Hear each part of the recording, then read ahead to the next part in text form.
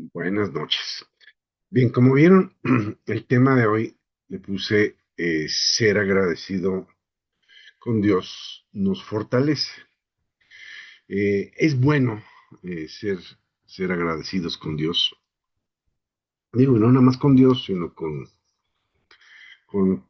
toda la gente que ha sido de alguna manera atenta con cada uno de nosotros. Porque, digo, al final y al cabo,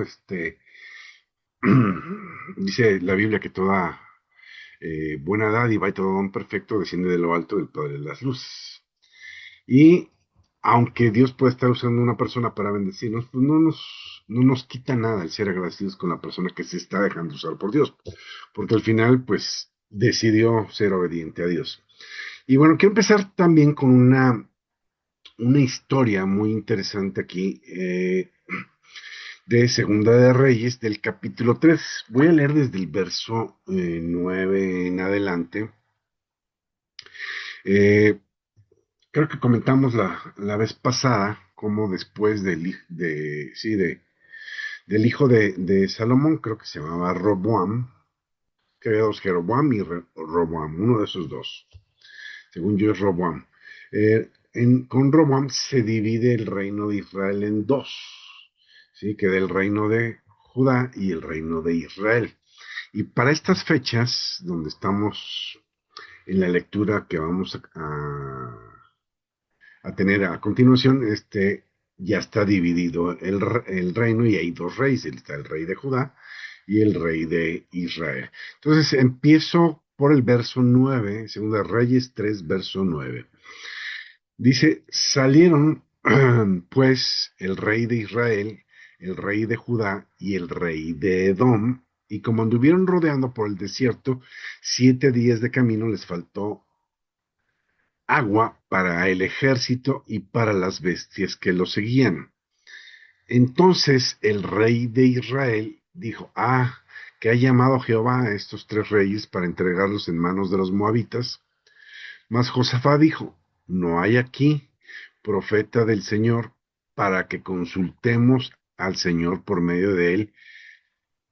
Y uno de los siervos del rey de Israel respondió y dijo, aquí está Eliseo, hijo de Safat, que servía a Elías. Y Josafat dijo, este tendrá palabra de Jehová, y descendieron a él el rey de Israel y Josafat y el rey de Edom. Entonces Eliseo dijo al rey de Israel, ¿qué tengo yo contigo? Ve a los profetas de tu padre y a los profetas de tu madre. Y el rey de Israel le respondió, no, porque Jehová ha reunido a estos tres reyes para entregarlos en manos de los moabitas. ¿Por qué Eliseo le contesta así al rey de Israel? Y se ve a los profetas de tu padre y de tu madre. Bueno, si ustedes ven, no sé si se acuerdan o lo han leído, creo que está en Primera Reyes a partir del capítulo 18 y 19, está la lucha que Elías tiene con 400 profetas de Baal y 450 profetas de Cera, que eran los profetas de la esposa del rey de Israel. Acuérdense que el rey de Israel en aquel entonces este, se había casado con una bruja y tenía sus falsos profetas o profetas de otros dioses con D minúscula, ¿no? Y les levantó altares y levantó imágenes paganas por todo Israel. El rey se llamaba Acab se casó con Jezabel. Jezabel era la bruja, ¿no? Por eso le dice Eliseo, ve a los profetas de tu padre y de tu madre. Ok, y en el verso 14 vuelve a decir Eliseo, vive Jehová de los ejércitos en cuya presencia estoy, que si no sintiera respeto por Josafat, Josafat era el rey de Judá, no te miraría a ti ni te vería. Y luego dice, bueno, tráiganme un músico. Es bueno eh, alabar, adorar, orar a Dios con música. Bueno, no con música, con alabanzas, ¿no? Porque una cosa es la música y otra cosa son las alabanzas. Yo lo he dicho muchas veces, no puedes hacer cosas con música y, bueno, está bien, pero el ambiente espiritual, la atmósfera espiritual cambia cuando hay una verdadera adoración a Dios. De hecho, acuérdense que la Biblia dice que Dios habita en medio de la alabanza de su pueblo. Entonces, cuando nosotros le alabamos, pues, ahí está Dios presente. ¿Sí? Eh, Dice, traigan un músico, verso 15 va, dice, y mientras el músico tocaba, la mano del Señor se posó sobre Eliseo, quien dijo, así ha dicho el Señor, hagan en este valle muchos estanques, porque así dice el Señor, no verán viento, ni verán lluvia, pero este valle se llenará de agua y beberán ustedes, sus bestias y sus ganados. Y como esto es poca cosa a los ojos del Señor, o sea, está diciendo Dios, esto no es nada para mí, es muy fácil para mí hacer esto. Eh, y como esto es poca cosa a los ojos de Jehová, él le entregará también a los moabitas en sus manos. Destruirán toda la ciudad fortificada y toda la villa hermosa, talarán todo buen árbol, cegarán todas las fuentes de las aguas y destruirán con piedra toda tierra fértil. Aconteció pues que a la mañana, cuando se ofreció el sacrificio, de la parte de Edom vinieron las aguas y la tierra se inundó. Entonces, si se fijan, estaban en una situación muy precaria. De hecho, el rey Acab dijo, pues ya estamos en manos de los enemigos, nos van a matar, no tenemos una sola gota para beber nosotros ni nuestros animales. Y entonces traen al profeta y me llama la atención aquí en el verso 20, dice, aconteció pues que a la mañana, cuando se ofrece el sacrificio, de la parte de donde vinieron las aguas. A la hora que se ofrece el sacrificio, cuando se ofrece el sacrificio. En el Viejo Testamento sabemos que los sacrificios eran de animales, ¿sí? Era sangre por sangre. O sea, se derramaba la sangre de un animal para tapar o limpiar los pecados del pueblo. Y muchas veces cuando se quemaba la grasa y todo eso, la Biblia dice que era olor grato a Dios. Bueno, en el nuevo pacto, ¿cuál es el sacrificio que tenemos que hacer? Porque si habla la Biblia, dice, ofrezcan a Dios sacrificios de alabanza, ¿sí? Frutos de labios que pronuncien su nombre. Entonces, cuando nosotros somos agradecidos con Dios, alabamos a Dios. Una persona desagradecida es imposible que alabe a Dios. Entonces, cuando alabamos a Dios en un momento de agradecimiento, entonces esta alabanza sube a Dios como ese grato olor delante de Dios.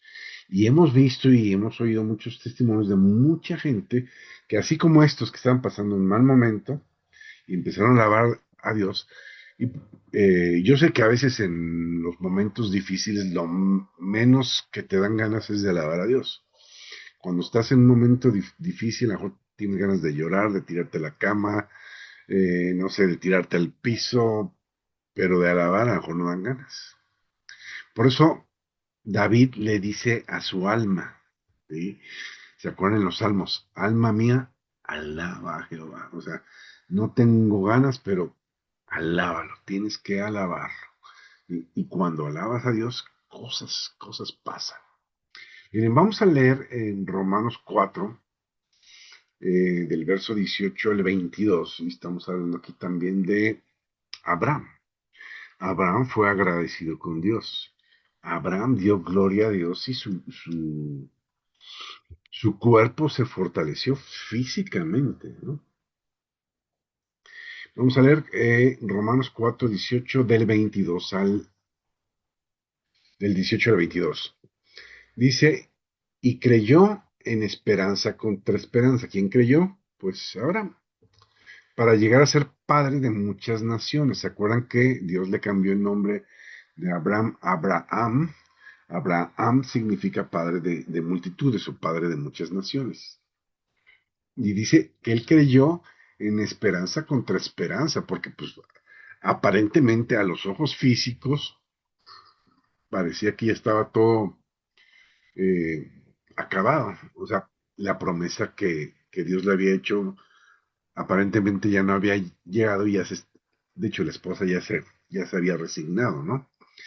Entonces, pero dice que Abraham creyó en esperanza contra esperanza, o sea, mantuvo su fe fuerte y firme, creyendo que Dios era fiel para cumplir lo que le prometía. Dice, para llegar a ser padre de muchas naciones conforme a lo que se le había dicho, así será tu descendencia.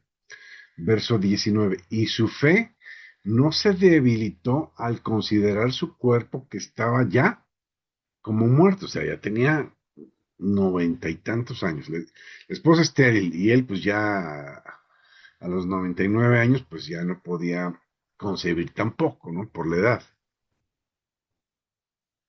Dice, siendo casi de 100 años, dice aquí, o la esterilidad de la matriz de Sara. Dice, a pesar de eso, se mantuvo creyendo. Verso 20, tampoco dudó por incredulidad de la promesa de Dios, sino que se fortaleció por la fe, dando gloria a Dios. Se fortaleció por la fe, ¿cómo? Siendo agradecido con Dios, dándole gloria a Dios. Verso 21 dice, plenamente convencido de que era también poderoso para hacer todo lo que había prometido. Por eso también su fe le fue contada por justicia. Y conocemos la historia. Dios le hizo el milagrito y pudo concebir y tener hijos con su esposa, porque eh, el hijo, el hijo de la promesa tenía que ser con la esposa, no con la esclava. De hecho, la esclava no debió de haberla agarrado. Eh, sí, la esposa fue la que le dijo, pues, ¿sabes qué? Pues yo no puedo tener hijos, agarra a mi esclava. Pero Dios les había prometido un hijo y se lo prometió de manera correcta como debería de ser. ¿Sí me explico? Este, debería de estar siempre haciendo las cosas de manera correcta. Yo les dije, precisamente en la congre, les di un testimonio, creo que tengo tiempo y lo voy a dar de manera rápida, de una señora que estaba con nosotros en una célula. Esta señora era contadora y ellos asistían digo, a otra iglesia, pero allá venía un estudio que yo daba en una célula, en una de las casas, ¿no? Y te estoy hablando eso, esto ha de haber sido hace veintitantos años, 28 años, no sé. Entonces me dice esta señora en ese momento, dice, oye, ¿sabes qué? Yo traía una necesidad muy fuerte, necesitaba 1,000 pesos en aquel entonces. Y me acuerdo que estaba yo en la iglesia, porque ella llevaba las cuentas de la iglesia, y en esa iglesia se manejaban a través de sobres. Entonces cada sobre tenía una cantidad anotada que era la cantidad de la ofrenda que se había metido en ese sobre. Entonces, de alguna manera, ella agarraba el sobre, veía la cantidad y la anotaba en el libro. Pero dice que siempre tenía la costumbre de abrir los sobres que estuvieran vacíos. Y me acuerdo que me dice, de repente abro un sobre y dice, había 1,000 pesos ahí, la cantidad que yo necesitaba. Y luego me dice, Dios me lo estaba supliendo. Y le digo, no, más bien Dios te estaba probando. Porque Dios no necesita hacer nada chueco. Dios no necesita que robes ni que hagas nada de manera equivocada para bendecirte. O sea, Dios no necesitaba a Agar para darle un hijo a Isaac, perdón, a Abraham. Ahorita leímos el pasaje, ¿no? De cuando estaban sin agua y dice, sin lluvia, sin viento, ustedes hagan pozos y yo mañana los lleno. ¿Sí? Y esto es poca cosa, o sea, este, estaba oyendo, ya ven que hay mucha gente, ¿no? Que le pedía al universo, así como muy, le pediste al universo, ¿no? Y decía alguien, no, pues yo no le pido al universo, le pido al creador del universo. Imagínate el tamaño del universo, digo, a comparación de nosotros. Digo, a lo mejor a comparación de Dios el universo es pequeño, pero viendo la perspectiva humana, pues el universo es enorme a comparación de nosotros. Y entonces, si Dios hizo todo eso, pues cualquier cosa, pues es, ahora sí que pudiéramos necesitar, pues Dios la puede suplir sin ningún problema. Entonces, Dios no necesitaba quitarle la esterilidad a Sara eh, para darle el hijo. De hecho, nosotros tuvimos un miembro, Pe- bueno, era tío de Pepe. Este hombre no tenía riñones, ya estaba postrado en cama para morirse. Y creo que Pepe fue el que oró por él y se levantó. Y estuvo trabajando y levantado y haciendo sus cosas sin riñones, porque creo que tenía los riñones ya secos. Pues no sé, mientras estuvo en la iglesia, híjole, no sé si fueran 10 15 años. Sí, al final ya el Señor ya pasó a mejor vida, como decimos, pero Dios le hizo el milagro, o sea, no necesitaba Dios crear nuevos riñones para que él estuviera bien. Yo creo que es mayor milagro, ¿no? También recuerdo que un testimonio en una campaña de sanidades, un muchacho no tenía un oído y obviamente no oía, estaba como cerrado y de hecho se le veía un bultito en la parte del oído como si fuera un hueso empujando en la piel o el músculo, se le veía el bultito ahí. Entonces se oró por ese niño y empezó a oír por ahí. O sea, Dios no le hizo, le pudo haber hecho la oreja. Hemos sabido de casos donde Dios tiene un pie más grande que otro y de repente se los endereza. Pero sin necesidad de rehacer la oreja, el niño empezó a oír. Entonces digo, Dios se mueve como Él quiere, ¿no? De hecho, la Biblia habla de la multiforme sabiduría de Dios. Si ustedes se fijan, Jesús no sanó a una persona de la misma forma que a otra. Por ejemplo, hubo dos mudos que le trajeron a Jesús, no sé si se acuerdan. A uno le dijo, espíritu mudo, sal de él, y en ese momento empezó a hablar. Y hubo otro mudo que le trajeron no lo hizo de esa manera, sino puso de su saliva en la boca del mudo y empezó a hablar. O sea, de hecho, si ustedes leen los evangelios, ningún milagro que Jesús hizo se repitió. O sea, a cada uno lo sanó de manera diferente. Hay una palabra que Dios dice que Dios hace las cosas nuevas. Yo hago, he aquí todas las cosas nuevas. Entonces Dios hace todo siempre nuevo y diferente. Y tan es así que, no sé, somos 8.000 millones de habitantes y cada uno tiene una huella digital totalmente diferente a la del otro. El ADN es diferente, la huella óptica es diferente de cada uno de nosotros. O sea, ese es el poder y la magnificencia de nuestro Dios, que Dios puede hacer perfectamente cualquier cosa. ¿Sí? Bueno, vamos a leer un pasaje también de Segunda de Crónicas. Más adelante, este pasaje está también muy interesante. También es el rey Josafat. Todavía estamos con el rey Josafat. Y en este momento se levanta un pueblo en contra bueno, de hecho son tres pueblos. Vamos a leerlo, Segunda de Crónicas 20, segunda, libro de Crónicas, capítulo 20. Traigo del 20 en adelante, pero sí quisiera que leyéramos un poco antes. Dice, vamos a leerlo, desde el verso, sí, sí, vamos a leer, ok, voy a mover un poquito más atrás. Sí, vamos a leer desde el verso, vamos a, miren, voy a leer los primeros versos del capítulo y luego a lo mejor nos adelantamos para no leer todo el capítulo porque está largo y está largo, pero está muy interesante. Entonces estamos en Segunda Crónicas, capítulo 20, verso 1. Dice, pasadas estas cosas aconteció que los hijos de Moab, se fijan, en el primer pasaje que leímos también la bronca era con los moabitas, ¿sí?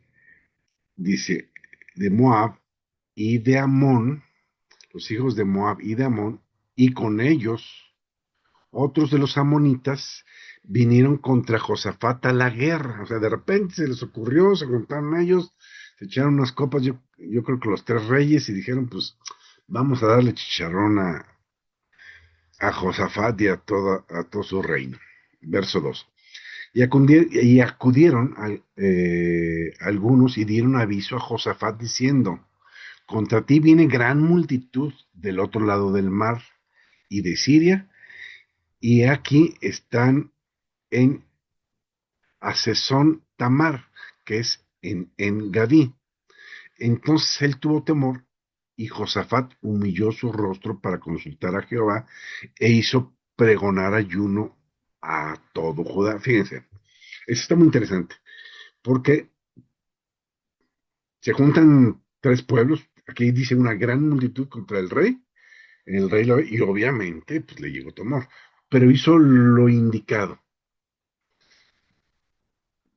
Buscó a Dios y proclamó ayuno. El ayuno era precisamente para buscar a Dios. Proclamó ayuno a todo el pueblo. Entonces puso a todo el pueblo a orar, ¿verdad? Dice, verso 4, y se reunieron los de Judá para pedir socorro al Señor, a Jehová. Y también todas las ciudades de Judá vinieron a pedir ayuda a Jehová. O sea, todo el mundo se puso a clamar a Dios. Dice la Biblia que uno hará huir a 1,000 y dos a 10,000. Dice, si dos se ponen de acuerdo, dice la palabra de Dios, cualquier cosa que pidan se los concederé. Imagínate, no sé cuántos millones de gente serían ahí en Judá. Dice entonces Josafat se puso de pie en la asamblea de Judá y de Jerusalén en la casa de Jehová, delante del atrio nuevo. Y dijo, Jehová, Dios de nuestros padres, ¿no eres tú Dios de los cielos y tienes dominio sobre todos los reinos de las naciones? ¿No está en tu mano tal fuerza y poder que no haya quien te resista? Dios nuestro, ¿no echaste tú los moradores de esta tierra delante de tu pueblo Israel y le diste a la descendencia de Abraham tu amigo para siempre? Y ellos han habitado en ella y te han edificado en ella un santuario a tu nombre, diciendo, si mal viniere sobre nosotros su espada de castigo o pestilencia o hambre, nos presentaremos delante de esta casa y delante de ti porque tu nombre está en esta casa.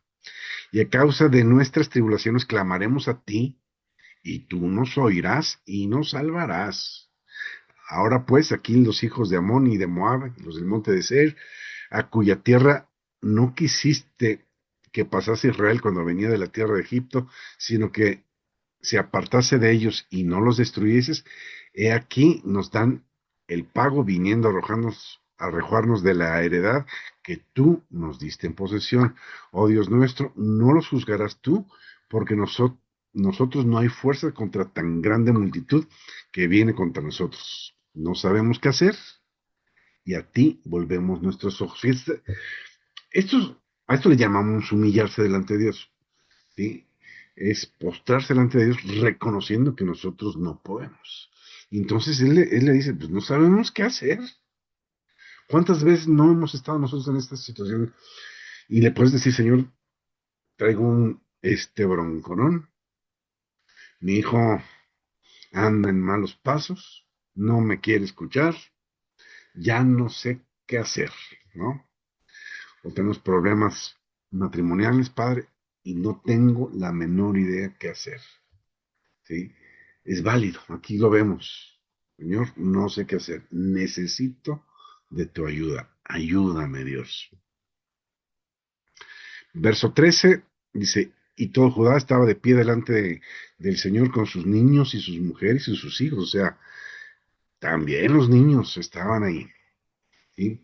Verso 14, y estaba allí Jaasiel, hijo de Zacarías, hijo de Benaías, hijo de Geliel, hijo de Matanías, levita, de los hijos de Asaf, sobre el cual vino el Espíritu del Señor en medio de la reunión y dijo, escucha, Judá, todo, y ustedes moradores de Jerusalén, y tú, rey Josafat, el Señor les dice así, no teman, ni se amedrenten delante de esta multitud tan grande, porque no es de ustedes la guerra, sino de Dios. Creo que lo tocamos también hace unas semanas, donde hablamos precisamente que Dios dice que la guerra es de Él. Cuando dice esfuérzate y sé valiente, se refiere esfuérzate y sé valiente en mantenerte en la palabra de Dios, firme en la palabra de Dios, firme en lo que Dios ha dicho. ¿Sí? Dice, mañana descenderán contra ellos y aquí que ellos subirán por la cuesta de Cis y los hallarán junto al arroyo antes del desierto de Jeruel. O sea, les dice inclusive por dónde iban a estar los enemigos. Pero ve lo que dice el verso 17, está precioso. No necesitan pelear ustedes en este caso. Dice, no habrá para qué peleen ustedes en este caso. Párense, estén quietos y vean la salvación del Señor con ustedes. Oh Judá y Jerusalén, no teman ni desmayen. Salgan a la mañana contra ellos, o sea, hazles cara, preséntate, pero el Señor tu Dios está contigo. Entonces Josafat se inclinó el rostro a tierra y asimismo todo Judá. O sea, el primero en postrarse delante de Dios fue el rey. Y luego todo el pueblo, todo Judá y los moradores de Jerusalén se postraron delante de Jehová y adoraron a Jehová. Y se levantaron los levitas de los hijos de Coat y los hijos de Coré para alabar a Jehová, el Dios de Israel, con fuerte y alta voz. Vean lo que dice en el verso 20. Y cuando se levantaron por la mañana, salieron al desierto de Tecoa, donde iba a ser el pleito, la lucha.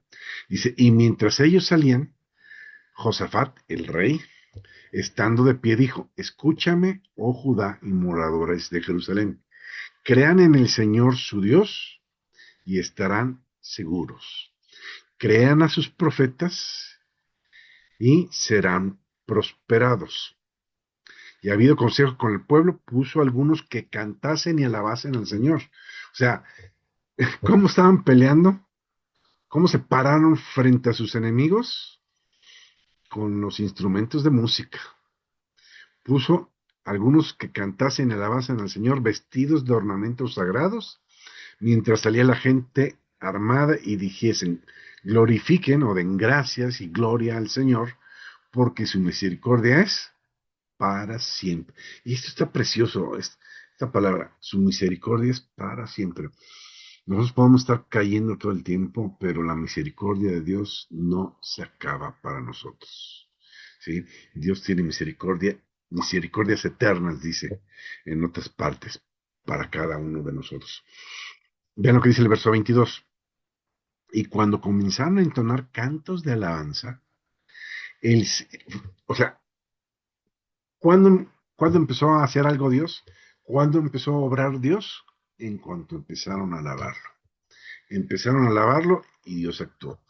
Dice, y cuando comenzaron a entonar cantos de alabanza, el Señor puso contra los hijos de Amón y de Moab y del monte de Ser emboscadas de ellos mismos que venían contra Judá y se mataron los unos a los otros, porque los hijos de Amón y Moab se levantaron contra los hijos del monte de Seir para matarlos y destruirlos, y cuando hubieron acabado con los del monte de Seir, cada cual ayudó a la destrucción de su compañero. O sea, hubo tal, no sé, confusión en ese momento que los enemigos se mataron entre ellos. Y el rey de Judá y el pueblo y la gente armada no tuvo que pelear. Se pelearon entre ellos. Los que tenían bronca contra ellos, entre ellos mismos se pelearon y Dios los protegió. ¿Por qué? Porque fueron agradecidos con Dios. Digo, obviamente nos sale el fervor cuando tenemos problemas, ¿no? Deberíamos de ser agradecidos con Dios todo el tiempo, deberemos dar gloria a Dios todo el tiempo, alabar a Dios todo el tiempo, sea cual sea tu situación, y no esperar a que tengamos la piedrita en el zapato para buscar a Dios, ¿sí? Dice una parte, busquen a Dios mientras pueda ser allá. Estamos viviendo prácticamente los últimos tiempos y va a llegar un momento en que la gente que está clamando para que no haya Dios en el mundo, Dios les va a conceder el deseo por un breve, breve momento.